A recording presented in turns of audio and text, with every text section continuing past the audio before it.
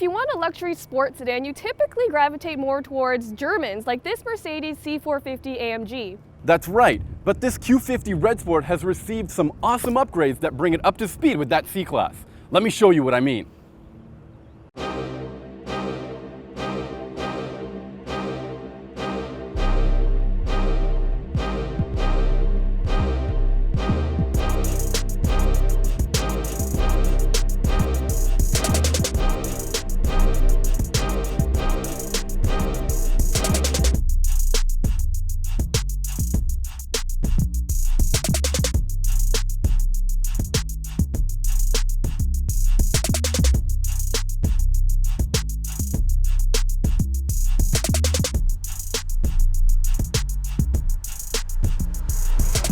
All right, so we're now in the Q50 Red Sport, and there are a couple of important upgrades, but none are more significant than the twin-turbo 3-liter V6 that's under the hood, and that makes 400 horsepower and 350 pound-feet of torque. And let me tell you, it turns this car into a rocket.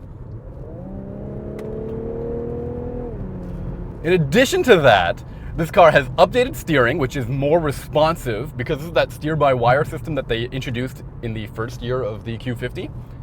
And that direct adaptive steering now feels more responsive and engaging than it did the first time out.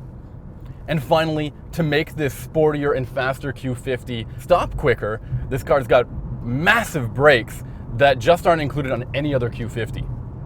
And Jody, I see you there in the passenger seat. You're a little tense, but you can relax. This car has one of the best safety features and driver assistance systems available in the entire industry. The safety shield can now see up to 2 cars ahead, so that when the autonomous braking kicks in, it's really smooth and natural feeling. It's not intrusive at all. I think all of those upgrades are really cool, but I really wish Infiniti made the Q50 stand out a little bit more. You know, this one looks exactly like the base Q50 to me, and it's the more aggressive model, and I just wish it had the looks to match. And inside, it's kind of boring, and this infotainment system's really wonky. But you know, this is the closest thing they'll get to making that Eau Rouge concept with like 500 horsepower. They're never going to make that car anyway, so let's just hop in the Benz to see how it does. So we're in the Mercedes right now, and I love this interior. It's so gorgeous and it feels really special. It outclasses the Infiniti by a million miles. But even when you take all of that away and you drive them back to back, you really realize how much better the Mercedes is as a sports sedan. You know, it's down on power, but it has more torque and it's 300 pounds lighter. And it really shows in how it performs. Wow, and I love the way this car sounds. I can't believe they've engineered that AMG burble when you let off the gas. Except I don't think that the C-Class has a quieter cabin than the Q50, and I'm not sure that luxury car buyers will appreciate that as much. But you know what? The C-Class definitely feels like a smaller, more agile car. I think that has a lot to do with the steering too, because in normal mode it's a little bit too light, but once you throw it into Sport or Sport Plus, it tightens up and it's nice and heavy. And you know, that 7-speed transmission is so responsive and so quick to react, where in the Q50 it takes a little bit to get going.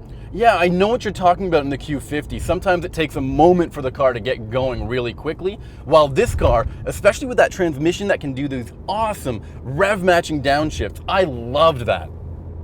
I think I should also mention that the C-Class has a lot of the same safety features as the Q50, although they're not as intelligent or intuitive to use, but the C-Class does have a pretty cool head-up display, this big panoramic sunroof. Okay, hold on. You do know that this car has like $10,000 in options. Let me just run them through here for a second, right?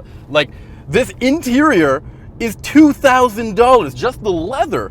And this AMG carbon fiber trim is $1,300. And these carbon fiber mirrors, these are nearly $2,000. This car is really expensive once you add up all of the options. I know it's really expensive, but at least it's more fuel efficient. Yeah, sure, like that really matters.